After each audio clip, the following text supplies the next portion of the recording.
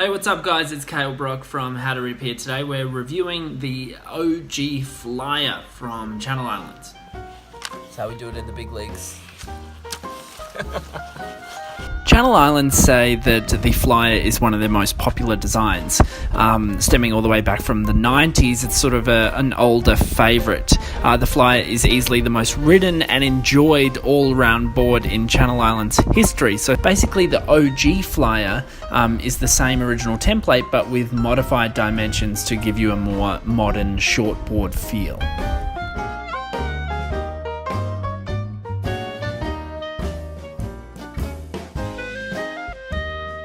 This board is being marketed as a high-performance groveler, which I found a little bit confusing because I felt like it didn't really go that well in the small waves that we had on offer. You'll notice throughout this review that the waves we did have were particularly quite challenging. However, I did think that something considered as a groveler would still work in those sort of conditions. I felt like the board had a really good fundamental shape, so it just really stuck in the wave quite nicely. It paddled really well. I felt like it rolled between turns really nicely and it generated a nice little bit of flow, but I felt like as soon as I wanted to go up to the lip and try and bust out the fins or do an air or something, it did sort of struggle.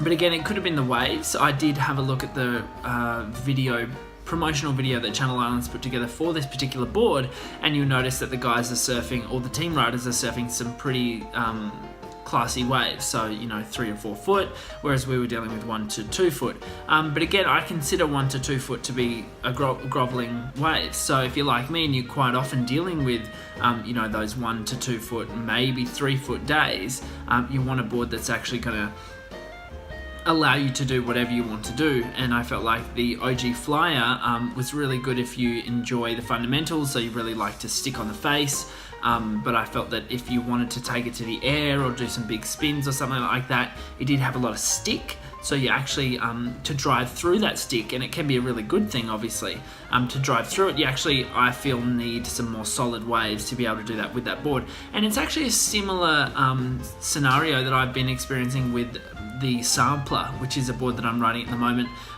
is that it does require a little bit more speed and power in order to actually pop it out the lip.